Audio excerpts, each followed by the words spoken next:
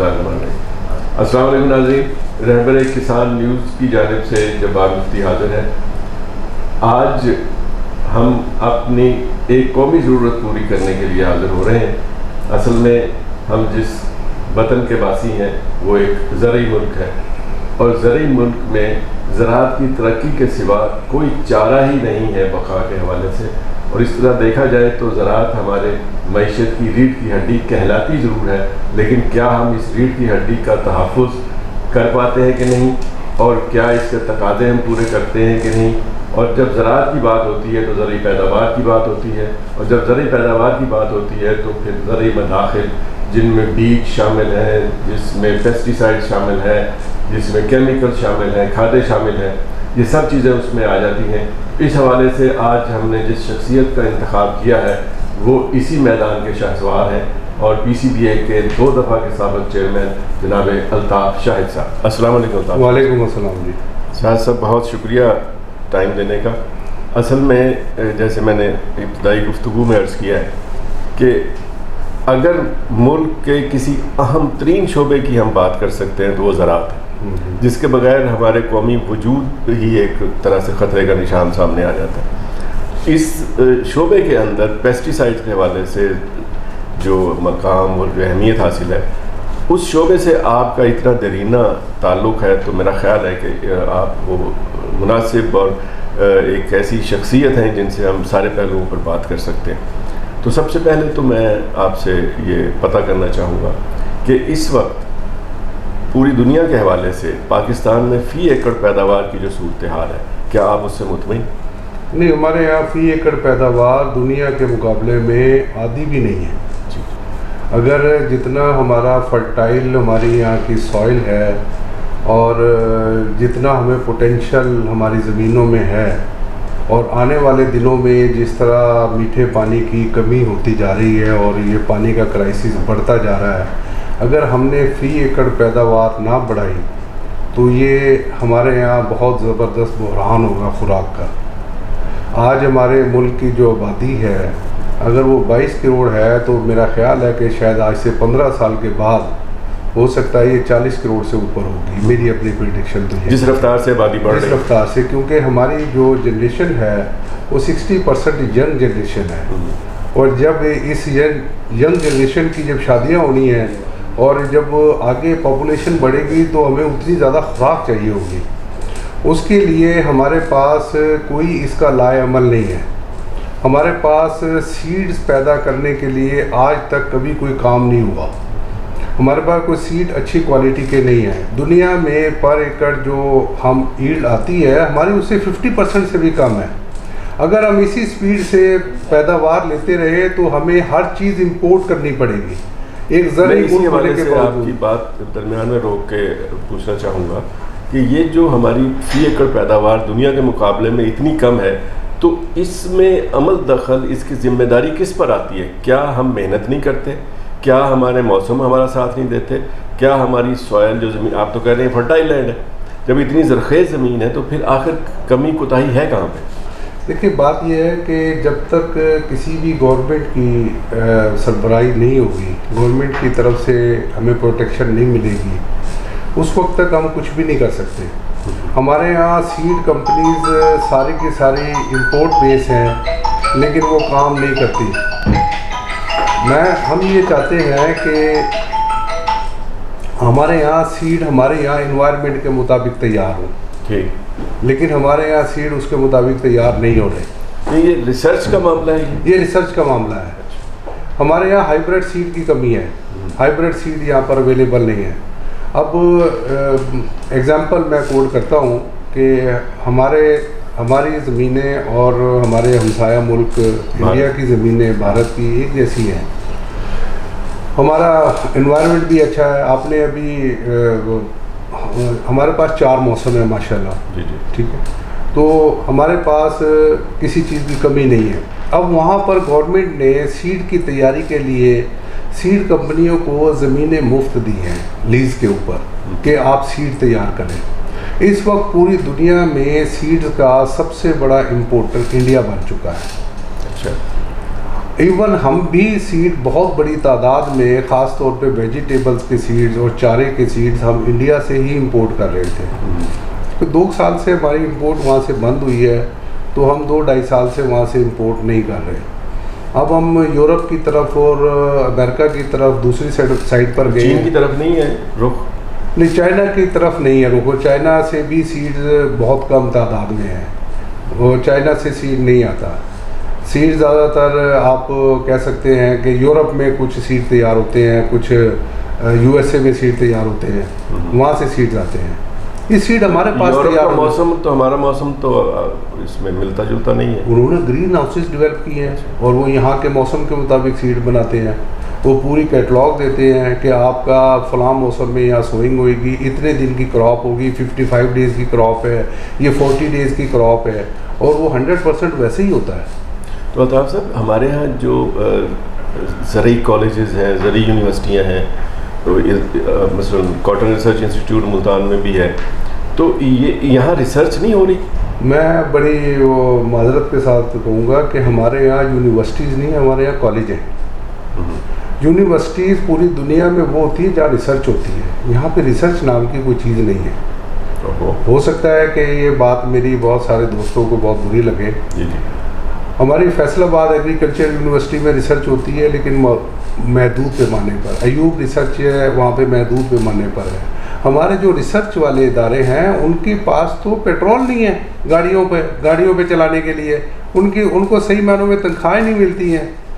वसाइल की कमी है। जब तक रिसर्च के ऊपर गवर्नमेंट पैसा नहीं खर्च करेगी उस वक्त तक यहाँ काम नहीं होगा, उस वक्त तक नई चीज़ें डेवलप नहीं होंगी, सीड नए डेवलप नहीं होंगे। हमारे यहाँ सीड्स की कमी है सबसे ज़्यादा। अच्छा, हमें सीड्स ऐसे पैदा करने पड़ेंगे जो वायरस से पाक हो, जिनकी पर एकड़ ईल्ड बहुत ज़्यादा आती हो।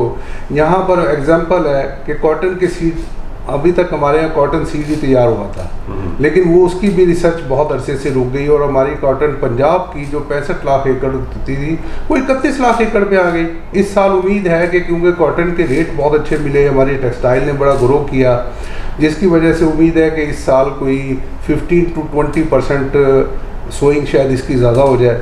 लेकिन फिर भी उतनी तो नहीं होगी जितनी पे हम थे यहाँ। हम तो यहाँ 65-66 लाख एकड़ पे थे, पंजाब सिर्फ। अगर वो 31 लाख एकड़ पे हमें हैं, तो उसको 10-15% या 20% भी इंक्रीज़ कर लें, 5-6 लाख एकड़ इंक्रीज़ हो जाएगा। तो बहुत ज़्यादा तो नहीं इंक्रीज़ होगा, उस स्टेज पे तो नहीं हम जाएंगे जिस स्टेज पे हम पहले थे। और इसमें मैं एक और बात आती है कि कोई भी शोबा हो, उसमें तरक्की के लिए उसकी आमदनी में इजाफा ज़रूरी है जी। आमदनी में इजाफा नहीं होगा तो उस तरफ लोग तवज्जो नहीं करेंगे। हमारे यहाँ एक तो लोकल मार्केट है कि जो प्रोड्यूस हमारी आती है वो लोकल मार्केट में किस हद तक खपती है और किस हद तक वहाँ से उसकी कीमत मिलती है। एक इंटरनेशनल मार्केट है, यानी हमारी एक्सपोर्ट्स इस हवाले से आप क्या देखते हैं कि लोकल मार्केट में हमारी परफॉर्मेंस मुनासिब है और इंटरनेशनल मार्केट में हमारी परफॉर्मेंस कैसी है? देखिए, हमारी आप किसी भी क्रॉप को उठा लें, हमारी अपनी ज़रूरत इतनी है, सिवाय एक कॉटन के आप कह लें कि हम कॉटन से को वैल्यू एडिड करके उसके गारमेंट्स बना के एक्सपोर्ट कर सकते हैं। शुगर केन जितना हम यहाँ बनाते हैं उससे ज़्यादा चीनी की हमें खुद ज़रूरत है, मीठा बहुत ज़्यादा खाते हैं हम, उल्टा चीनी इंपोर्ट कर रहे होते हैं। ऑयल सीड जितने भी हैं उसकी हमें खुद ज़रूरत है बहुत ज़्यादा, हम सारा एडिबल ऑयल जितना भी है सारा हम इंपोर्ट कर रहे होते हैं। हमारा बहुत ज़्यादा जो है ज़र मुबादला उसमें चला जाता है। दालें हम सारी के सारी इंपोर्ट कर रहे हैं, मसाला जात हम सारे के सारे इंपोर्ट कर रहे हैं। फ्रूट्स जो हैं हमारे पास इंपोर्ट हो रहा है, फ्रूट तक हमारे पास पूरा नहीं है। हमें तो अपनी ज़रूरत अगर हम पूरी कर लें और तो हम अपना ज़र मुबादला बचा लें, तो मैं समझता हूँ यही हमारी बड़ी कमी बात आपने की। लेकिन इसी सब कॉन्टिनेंट में कुछ मिसालें हमारे सामने ऐसी हैं एडिबल ऑयल के हवाले से कि उन मुल्कों में, इंडिया में मिसाल के तौर पर, कि वहाँ पर पाम ऑयल और इस तरह जो उनका एडिबल ऑयल इस्तेमाल हो रहा वो भी इंपोर्ट करते थे। ये उन्होंने एक पॉलिसी दी कि नहीं जी यहाँ हम लोकल प्रोड्यूस करेंगे, और लोगों ने तावन भी किया, और फिर ऐसा वक्त भी आया कि वो न सिर्फ अपनी मकामी ज़रूरत पूरी कर सकते बल्कि एक्सपोर्ट भी कर सकते हैं। हमारे यहाँ इस तरफ तवज्जो नहीं है क्या? देखिए, इंडिया में फार्मर्स को सब्सिडी बहुत मिलती है। इंडिया में फार्मर्स को बहुत सारे एरियाज़ में हाँ, तमाम एरियाज़ की मैं बात नहीं करता, बहुत सारे एरियाज़ में सीड गवर्नमेंट की तरफ से फ्री दिया जाता है फार्मर को। वहाँ पर इलेक्ट्रिसिटी पे फार्मर को सब्सिडी दी जाती है।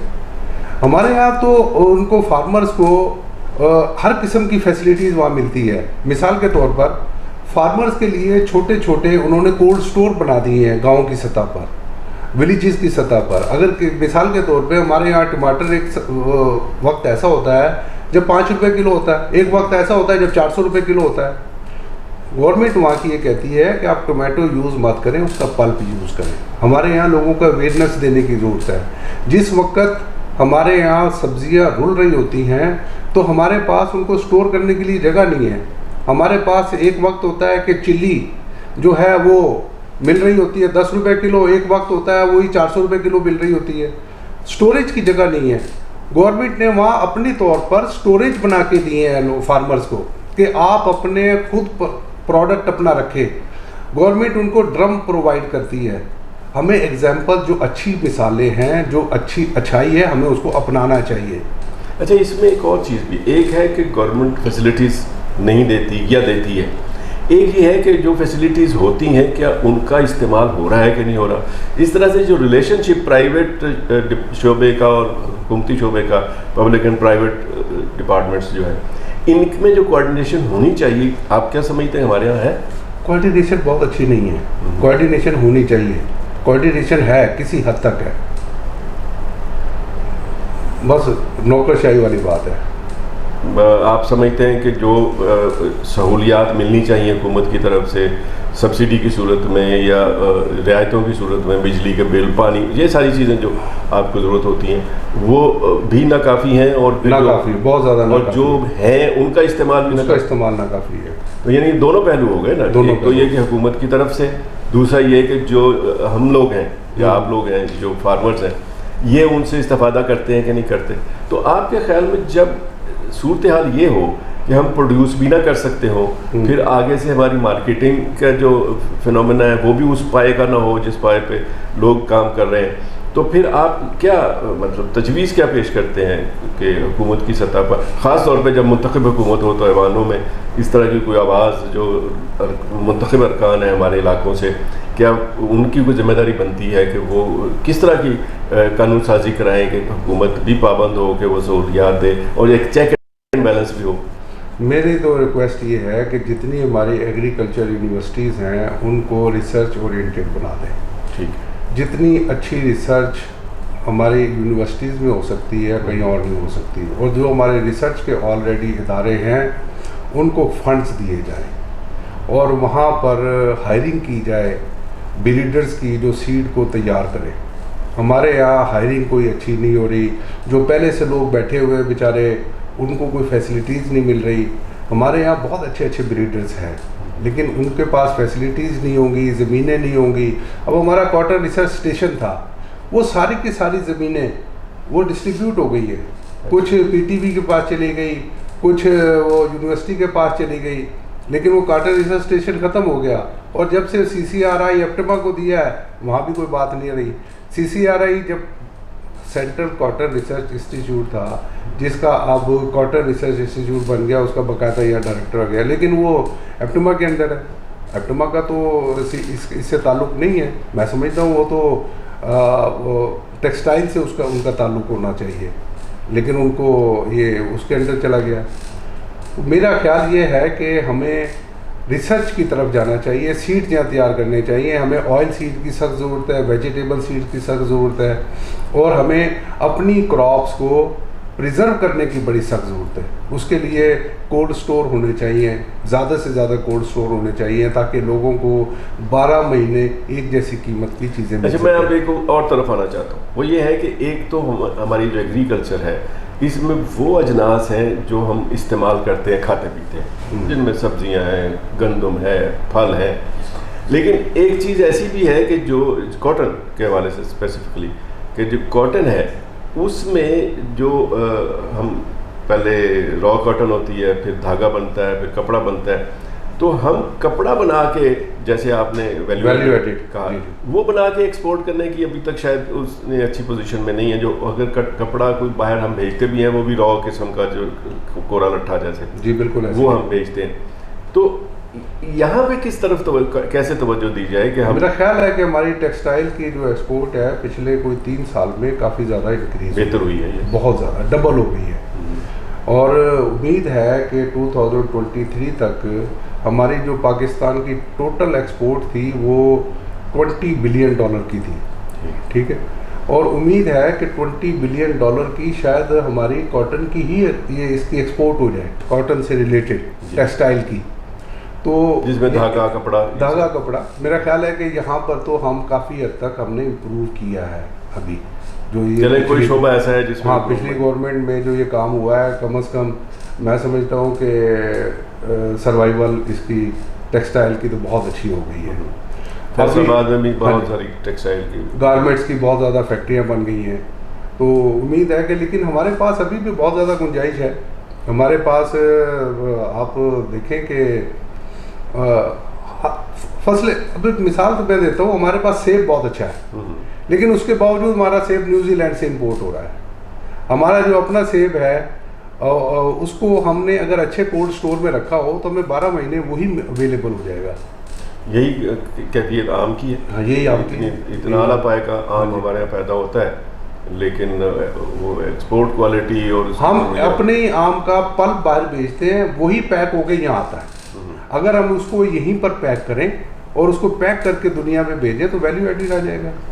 वैल्यू एडिशन यहाँ तो फिर इंडस्ट्रियल शोबा आ गया ना। हाँ जी, कि वो फिर कारखाने लगे। सर उसकी ज़रूरत है इंडस्ट्रियल। जब तक इंडस्ट्री एग्रीकल्चर के साथ शामिल नहीं होगी, एग्रीकल्चर कैसे तरक्की करेगा? इंडस्ट्री के बगैर तो कोई चीज़ नहीं चलती। ठीक। अब हमारे फार्मर को जो है वो डीजल बड़ा महंगा मिलता है, बेचारा वो कैसे अपने वो थ्रेशर को चलाएगा, अपने वो जो है ट्यूबवेल कैसे चलाएगा? आपके ख्याल के मुताबिक ये उसके मदाखिल जो है ना, फ्यूल है, मदाखिल उसके बहुत ज़्यादा बढ़ गए हैं। मतलब ये कैटेगराइज कर दिया जाए कि जनरल पब्लिक के लिए, जैसे कह रहे हैं जी कारों के लिए और रेट होगा और मोटरसाइकिल के लिए और रेट होगा, इसलिए फार्मर्स के साथ भी कुछ सब्सिडाइज। फार्मर्स के लिए सर बिजली का रेट पहले जो है ना फिक्स था, 5.5 रुपये यूनिट था, तो उसके बाद अब तो उनको ओपन कर दिया, तो बेचारे कैसे काम करेंगे? ज़रूरी मदाखिल जब तक हम कम नहीं करेंगे, फार्मर बेचारा अपने अखराजात कहाँ से पूरा करेगा? हमारे फार्मर ने हमारे क्रॉप्स तो हमें पूरी दी हैं हर लिहाज से। हमारा फार्मर काफ़ी हद तक खुशहाल भी हुआ है, अल्लाह का करम है, अल्लाह का बहुत बड़ा करम है, लेकिन ये और ज़्यादा खुशहाल हो सकता है। अगर इसको अच्छा बीज मिले तो यहाँ हमारी पैदावार डबल हो जाएगी। हाइब्रिड सीड आनी चाहिए। काश्तकार खुशहाल होता है तो असल में पूरे शहरों की मार्केटें चल पड़ती हैं। 60% ताजरों के कारोबार अच्छे हो जाते हैं। 60% पॉपुलेशन उधर है। देखिए आप किसी सुनारे के पास जाएंगे तो वो कहेगा जी कि जो फसल आएगी ना तो जी हमारा काम है, बच्चियों की शादियाँ होंगी, हर चीज़ तो हमारी रिलेट है हमारी एग्रीकल्चर के साथ। और एग्रीकल्चर की तरफ ही तवज्जो देने की जरूरत है। एग्रीकल्चर की तरफ तवज्जो देंगे तो ये मुल्क तरक्की करेगा। बहुत शुक्रिया अल्ताफ साहब। नाज़रीन, आपने माहिर ज़राअत और ख़ास तौर पर पेस्टिसाइड्स के हवाले से और मदाखिल के हवाले से अहम शख्सियत अल्ताफ शाहिद साहब की गुफ्तगू सुनी, और आपने देखा कि इस वक्त ज़राअत को, जो हमारी, जैसे मैंने पहले अर्ज़ किया था कि रीढ़ की हड्डी है हमारी मईशत की, तो उसको जो मसाइल दरपेश है और उसमें जो काम किए जाने चाहिए वो तजावीज़ भी उन्होंने पेश की, मसाइल का भी उन्होंने निशानदेही की। और मेरा ख्याल यह है कि जो लोग कुछ कर सकने की पोजीशन में हैं वो पहले सुन सकने की सलाहियत पैदा करें और फिर उसके मुताबिक पॉलिसियाँ बनाने की तरफ तवज्जो दें। बहुत शुक्रिया। खुदा हाफिज़।